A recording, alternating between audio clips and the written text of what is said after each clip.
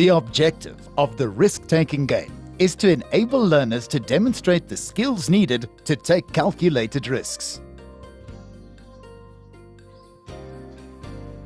To play the risk-taking game, you need the following: a container of some sort, a roll of masking tape, a marking pen, a number of paper balls. 3 will be used at a time.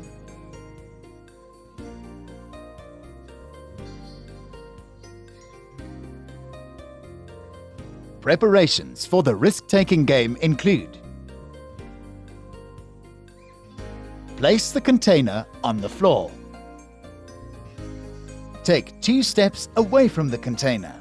Use the masking tape to mark off 15 intervals, about the length of a shoe, from the container.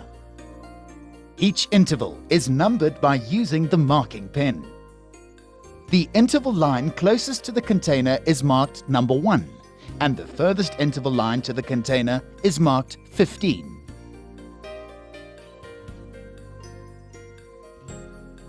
Learners are divided into teams of about 5 members each. Teams can name themselves according to animals found in Africa, for example, the lions, the elephants, etc. As part of a practice run, allow each learner 3 opportunities to throw the paper balls into the container to develop a feel for the game. Appoint a learner as referee to ensure that contestants do not overstep an interval line while throwing. Appoint a learner as scorekeeper to write the scores of each contestant and team on the blackboard.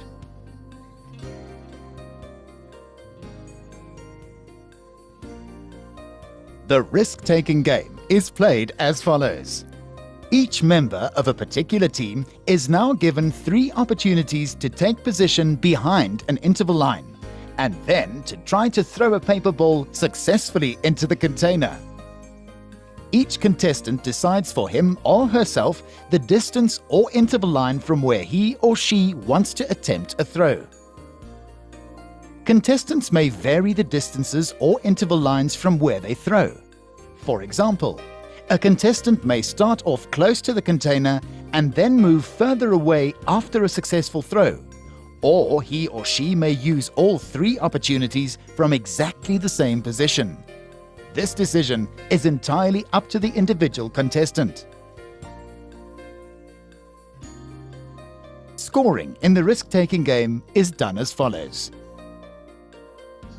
A successful throw from an interval line close to the container obtains a low score. A successful throw from an interval line further away from the container receives a higher score. An unsuccessful throw receives a score of 0. The score of a successful throw simply corresponds with the interval line number from where the contestant threw. For example, a successful throw from interval line number 3 will obtain a score of 3, while a successful throw from interval line number 9 will obtain a score of 9. The idea is that those successful throws incorporating higher risk-taking because they have to cover a longer distance to the container are rewarded with higher scores. Throughout the game, the individual scores of all team members are recorded on the blackboard. It could be done like this.